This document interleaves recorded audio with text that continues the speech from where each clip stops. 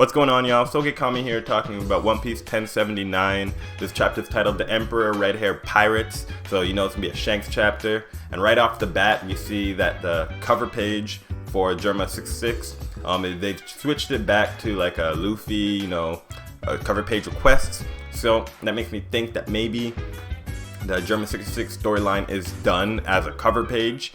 I do think that it's possible that we see Neo Mads in the future as like a storyline, something with related to Sanji. We can see the abduction of Queen again and Queen joining Neo Mads. So I think that's potential there. But it seems like the cover page story is over, so waiting for the new cover page. This week we're getting just like a request of Luffy watering some sunflowers. All of that is on theme as the sun god Nika. And then we actually even get Prometheus kind of like as the sun. It makes me think about Big Mom, and I'm still very curious about Big Mom's whereabouts. Is she dead? Is she alive? Just stuff like that. Yes, so going into the chapter, it starts off with like York, and I did like that York thought about the fact that they did send CP0 to kill all of the Vegapunks, not just York herself, not just Stella and the other ones. So they don't really have like a plan for York to be a Celestial Dragon, but York is a lot more cunning, so she still has a plan, something that she's gonna do to leverage herself as a Celestial Dragon. And it did make it seem that York was going to continue to place herself around the other Stellas and kind of like hide in plain sight. So now we know that York is the traitor and that she's working alone. I do wonder what the rest of her plan is going to be and where she's going to end up. S-Snake did have a moment where she was ordered to kill the other Vegapunks, but she actually just turned Lilith to stone. And she did end up killing Pythagoras. So make me think, what is S-Snake's plan? Because like her orders were to kill the Vegapunk, but she didn't kill Lilith.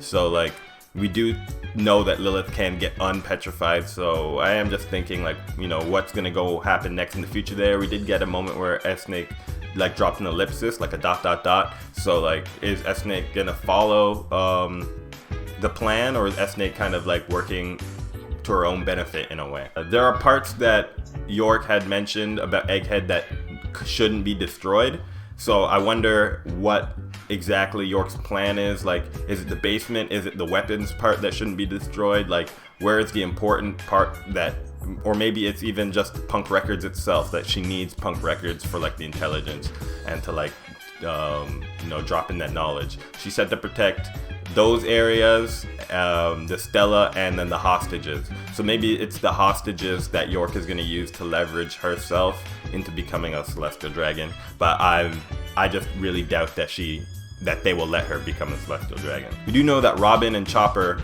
and Atlas are all headed to the basement, and we do know that York is in the basement right now.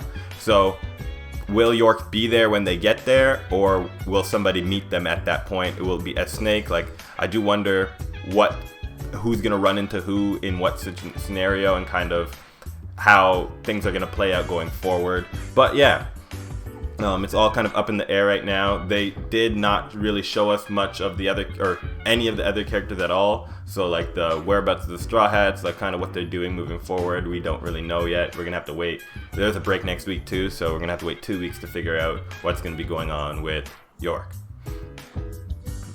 and the rest of the Straw Hats. We do get like a moment with Sentomaru. We get the moment of people like getting on the ship.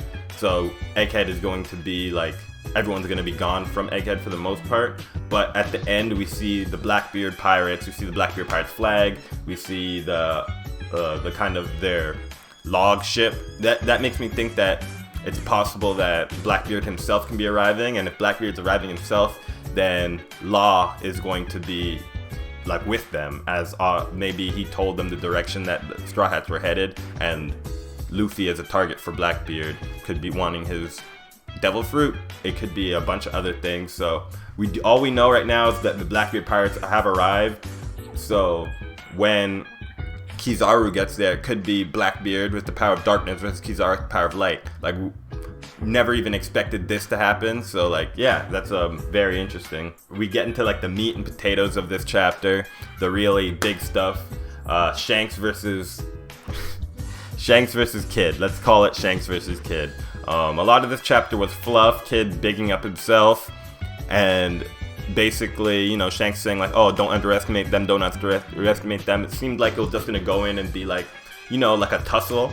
But then when Shanks had like an observation hockey moment, he saw all his fleet being destroyed because of Kid's like power. So like Kid in a way got like a power feat, basically being able to destroy like a bunch of ships really quickly with his cannon.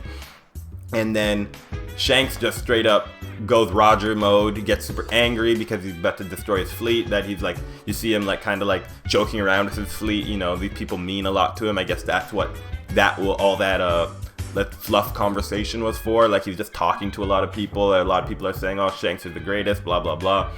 And then Shanks gets up and hits Kid with a Divine Departure. This is the same move Rogers did to attack to attack Odin.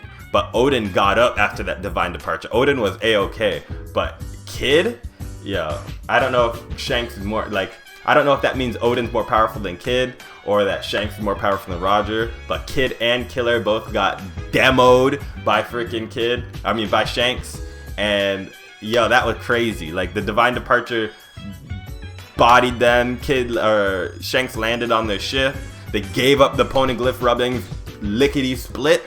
And then Shanks just dipped, and the Hakaku sovereignty was like straight up demolished the Kid pirates. Like they got demolished by Shanks himself, who used his Conqueror's Haki, knocked out like half the ship, then Divine Departure, and then just straight up just Hakaku sovereignty destroyed the Kid pirates. Whatever hope they had left, destroyed their ship. And they're probably going to wash up on Elbaf, and then I don't know if they're going to be made prisoner or what's going to happen, but Kid was annihilated. That was not even pretty. All Kid fans are in a body bag. I thought that Kid was going to have more of a showing against Shanks. It was going to be a 1v1, not even a 1v1. They got one hit. That was, like, the power gap is crazy. So that makes me think about the power gap between Luffy and Shanks still, because, you know, Kid and Luffy were kind of... I do have Luffy above Kid for sure, but Kid and Luffy were supposed to be like in the similar tier, but I hope that Luffy is way more powerful than Kid, because damn, that was a body bag. We do have moments in this chapter where Shanks mentions that he was looking for Blackbeard. He was trying to get intel on where Blackbeard's whereabouts could be, and then they mention Wano, so that made me think, was Shanks in Wano looking for Blackbeard? Does Shanks know that there's a weapon in Wano and that maybe Blackbeard would want it? And then that makes me think, if Blackbeard had captured Law, will Law snitch about the ancient weapon that's in Wano? Because why else would Law need to know?